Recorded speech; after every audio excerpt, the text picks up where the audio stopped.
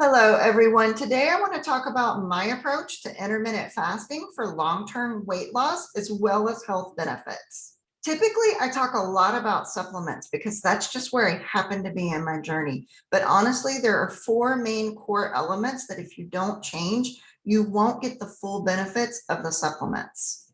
So this is one of the core elements that I have used not only to help my health, but to also help with weight loss. So with intermittent fasting, I had to dive in really slow and just kind of take a stair step approach. I got started with intermittent fasting by approaching it really slow and only fasting for 12 hours at a time. So my first goal with intermittent fasting was to be able to not eat for 12 hours.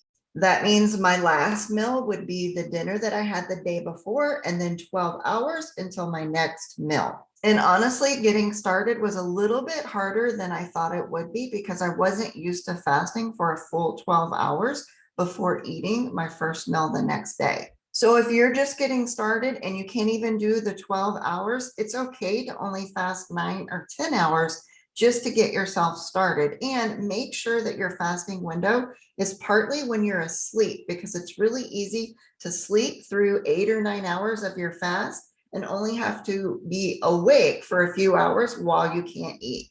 So I started with the 12 hours and I did it for a full 2 weeks until I felt comfortable. Once I felt comfortable fasting for the full 12 hours, I then the next week started fasting for 13 hours.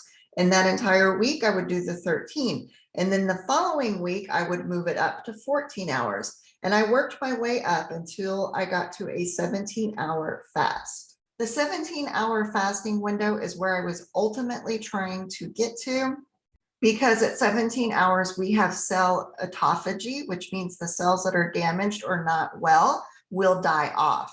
And there are a lot of studies that the 17-hour fasting window is really good for autoimmune issues. But when you're first getting started, take the stair step approach like I did and kind of ease your way into it.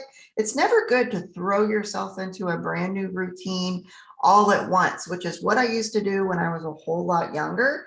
And I thought that was just the way to go. But it was really hard to switch from eating one way to completely changing everything the next day. So the stair step approach allowed my body to get used to it as I moved up the fasting windows. And if you're just getting started, I highly recommend only concentrating on your fasting window at first. That's hard enough in the very beginning. That means I didn't worry about what I was eating when I was out of the fasting window. To make this something that I could do for the rest of my life, I made the changes very slowly on purpose. I didn't worry about what I was eating when I was out of the fasting window, because the first change that I wanted to make was being able to fast entirely during the fasting window. Once the fasting window was over, I would go ahead and eat, and I wouldn't worry about what I was eating, because remember, we're stair stepping our way into a whole new way of eating and a whole new way of fasting.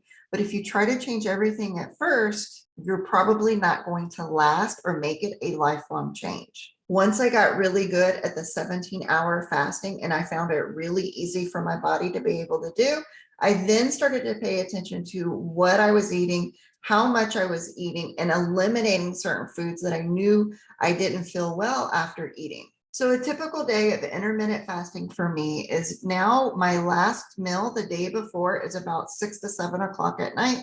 And then my next meal is between 12 o'clock and 2 o'clock in the afternoon. You can fluctuate and have a fasting window between any times that work best for you. That's just the timing that happens to work best with my family. Now, let's talk about the benefits that I actually saw as I was learning how to use intermittent fasting for my health and also weight loss. One of the first things that I noticed with intermittent fasting is I gained a lot more energy. I had a lot less joint pain and a lot less pain from lupus and a lot less lupus symptoms. I was able to start sleeping a little bit better, and I stopped wanting so many carbs. It actually helped curb my appetite to have a fasting window. The next really nice benefit that I received was actually being able to lose weight and keeping it off.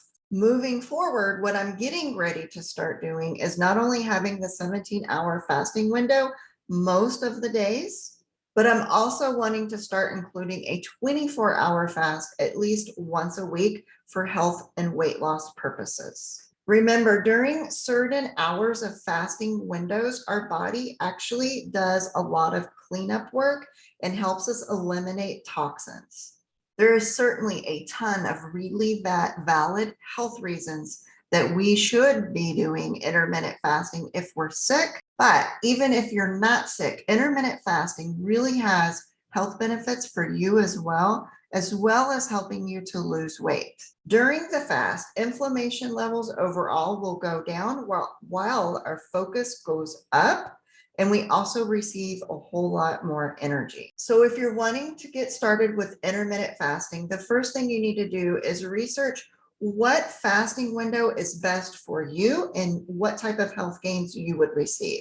It doesn't really matter how others approach it. It matters the most how you approach it and how you're able to make it a part of your daily life. Start slow and let your body have a chance to get used to some of the changes that you will be making in the coming days. I hope this was helpful so that you can also get started with intermittent fasting if that's what you want to do for your weight loss or health benefits. And I'll see you guys in the next video.